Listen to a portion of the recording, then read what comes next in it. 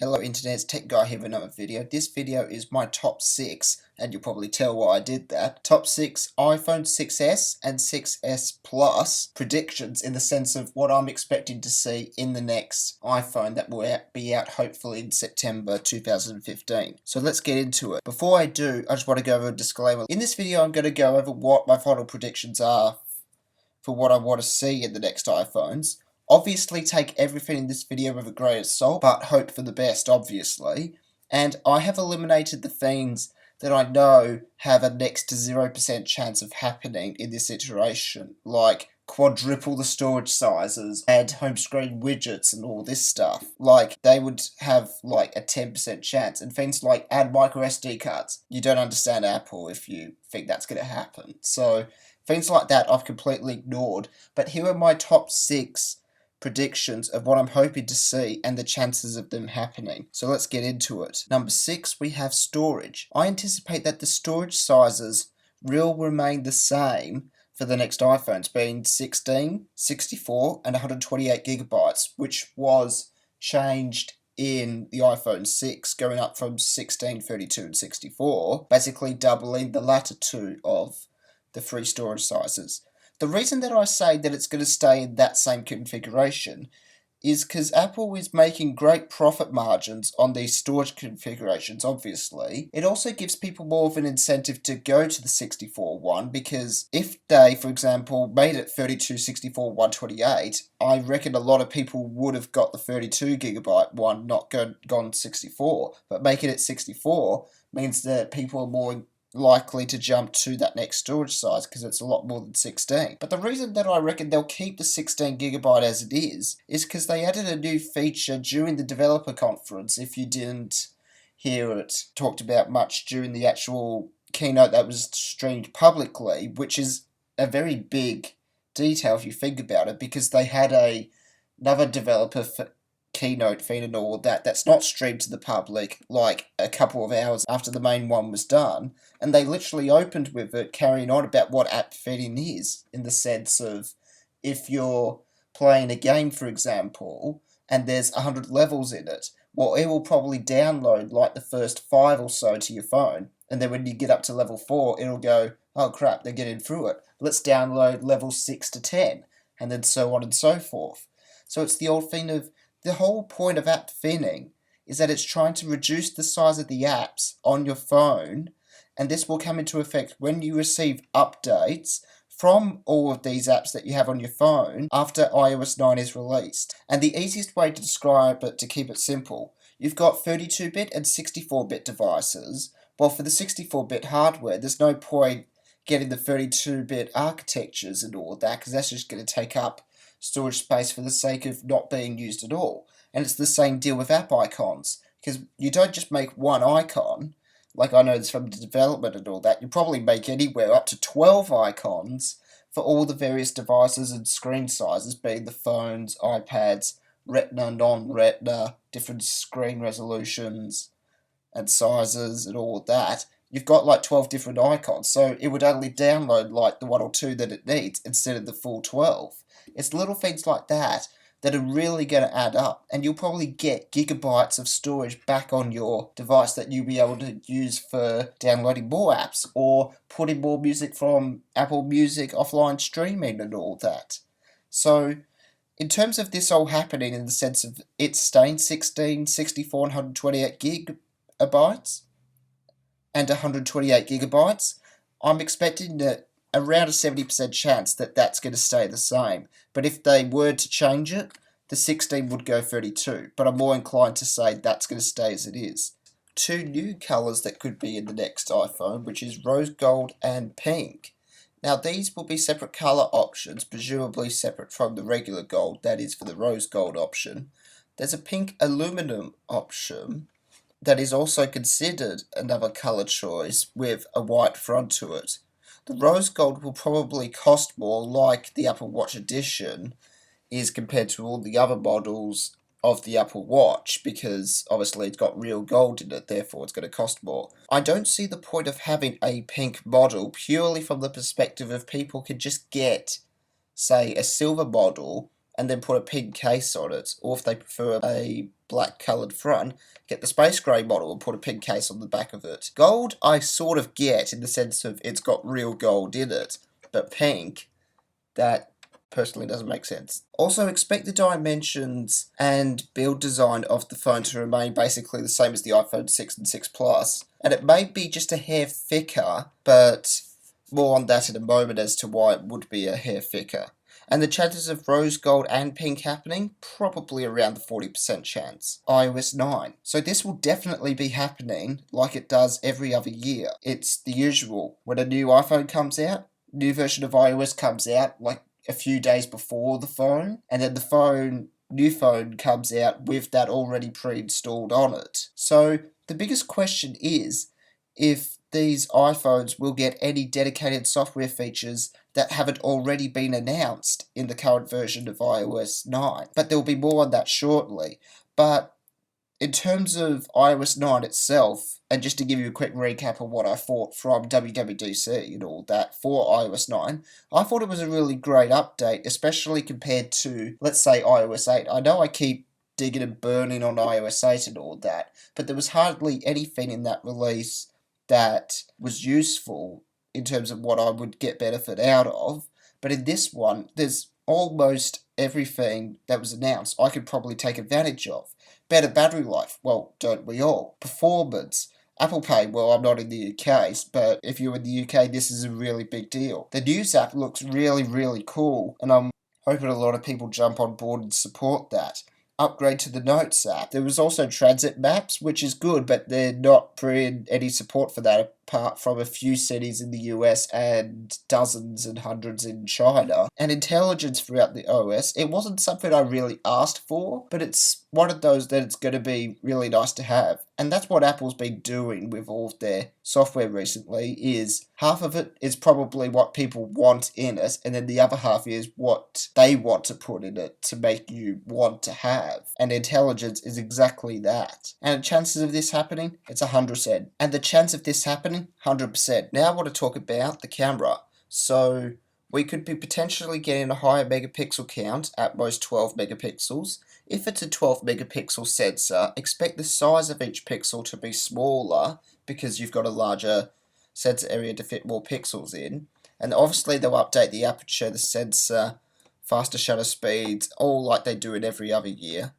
But with a 12 megapixel camera, it will add the ability to allow 4K video recording, if they add it in, as all iPhones since the 4S have an 8 megapixel camera, and you technically speaking need an 8.3 megapixel camera to get the 3840 by 2160 resolution, or 4K Ultra HD resolution, in order to record video. And in terms of 4K video, it makes sense now if a new Apple TV is announced at the same event in September that has 4K support, especially if you can record it on the new iPhones. Dual rear camera lenses were expected to be in the next iPhone, but based on recent case leaks and all that, that's now likely not going to happen. But in terms of the protruding lens, I'm going to guess that it's probably going to stay there to be similar to what they had with the iPhone 6 design. The FaceTime camera may also get an upgrade to a 5 megapixel sensor, and as a basis of comparison, it's currently a 1.2 megapixel camera in it. I believe that's presumably since the 4S. So that's going to be a substantial update for people taking selfies on their phone and all that, so they'll be able to show that off more during on stage, and that will help them sell a lot more, just from the fact it's got a better sensor at the front. And in terms of chances of all this happening,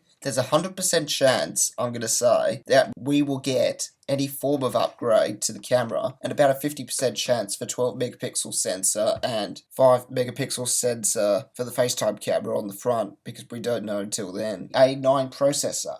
So I expect this version to be heavily focused on battery life. And we saw evidence of this with the 1 hour extra battery in iOS 9 and 3 additional hours with the low power mode, which I'm surprised they haven't given you the option to turn that on in Control Center, even though that's only really going to come up when you hit 20 or 10% battery life if it's not turned on already. But that's a really good addition, the low power mode. I may even keep it in that all the time, who knows. But the question is, how will Apple deliver better performance whilst also saving battery life where possible. They could go up to a quad-core processor.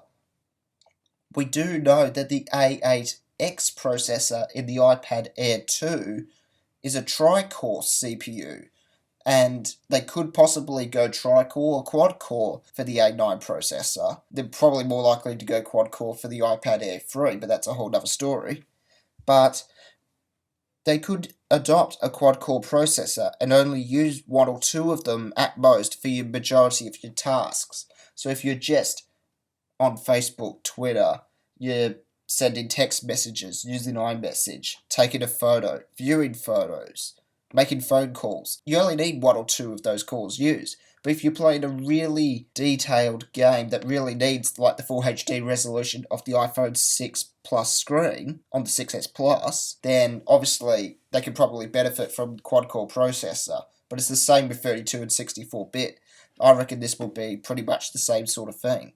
Also, a smaller nanometer die size with the A8 chip is currently 20 nanometers in size. They could possibly reduce this to 14 nanometers if they really wanted to, and to keep up with Samsung and all that with their Exynos chips that they announced recently and is even in the Samsung Galaxy S6. But if they go down to a 14 nanometer size, it will be 30% more energy efficient than the A8, and in total that means it will be up to 80% more energy efficient than the A7 processor, or the first 64-bit processor, or the one in the 5S, or the one that's in my phone. That's why I mentioned it. Also, there's also rumours that there will be an updated Qualcomm LTE chip to the 9X35 from the 9X25, don't even know what those are, in the iPhone 6 Plus. The latter one was in that. And the result of this, as Qualcomm said, is that they're more power efficient, which is a really, really good thing for LTE radios, because I reckon that's one of the biggest suckers when it comes to taking a lot of your battery life, especially when you have very poor signal. It really drains your battery a lot quicker. I'm not kidding. Like, I've even gone through that multiple times when I've got away and all that. Also, expect the updated Qualcomm chip, like I just explained, to also deliver up to 2 times the upload and download speed, similar to what they have in the Samsung Galaxy S5, because that phone was one of the first to almost immediately adopt this new 9X35 chip, but obviously they weren't able to manufacture enough, or they probably had production issues or something like that after that, stopping it from going in the iPhone 6 and 6 Plus. Also, a lot of people really want this, and am willing to support it and all that, even though I haven't had that many RAM issues and I don't keep a lot open in the multitasking tray and all that, is 2 gigabytes of RAM, which is currently in the iPad Air 2, which supports it. But if you add the 2 gigabytes of RAM to the iPhone 6S and 6S Plus, it could possibly mean that they would add split view of some kind. Now, you got to think, how would they add split view to the iPhone 6S and 6S Plus? Well, there's a very likely chance that it could be related to number 1 on this list. And I reckon a lot of you saw this coming. It will be the reason that it's called the 6S and not the iPhone 7, and for the fact it has the same design and all that as well, is Force Touch. So the S in 6S and 6S Plus will likely stand for either sensitivity or sensor or something like that in relation to the force that you put in on the screen. Like, there's obviously some word for it, I can't figure it out at the moment. They're not going to call it the iPhone 6F and 6F Plus. I reckon they'll still call it S and all that. But it's just a matter of coming up with a word that best describes the linking of it to that. Because it's like security was Touch ID. It's the same thing. So this is referring to a Force Touch display like on the Apple Watch that displays additional features and content if you press your finger hard or deep into the screen itself, as you can tell by the image at the top right there. I see this could be used for split view like on the iPad Air 2.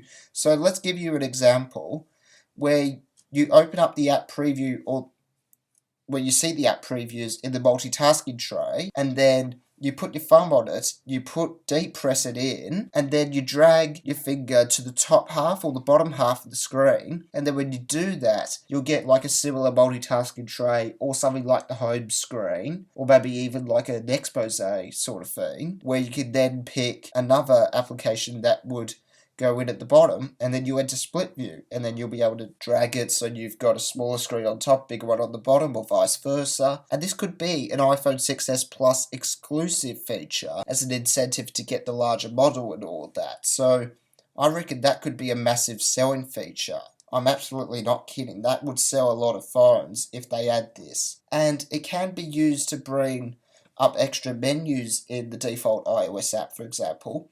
And there should be a developer API release so developers can integrate this feature, making it more worthwhile having the newer iPhone with wider support and consistency for users who also have an Apple Watch. It could be used when people handwrite signatures, for example, on the display with more force resulting in like a thicker input of like a pen being drawn or whatever. It could just be used for something like that, I don't know. But you just got to think of all the possibilities of what the Force touch screen could bring with it. And hopefully this can be turned off like Touch ID for users that really get annoyed by it. So if they're constantly tapping the screen hard and they're setting off the Force touch screen when they're just trying to tap lightly, surely there'll be an option for them to turn it off as well. But for the majority of users, I reckon they'll keep it on like they do with Touch ID. Like 83% of iPhone 5S users have it. So that's it. Thank you very much for watching this video. The question for you, the audience, is: what do you want to see most from the 2015 iPhones? That is, the iPhone 6s and 6s Plus. God, I hope they change the name.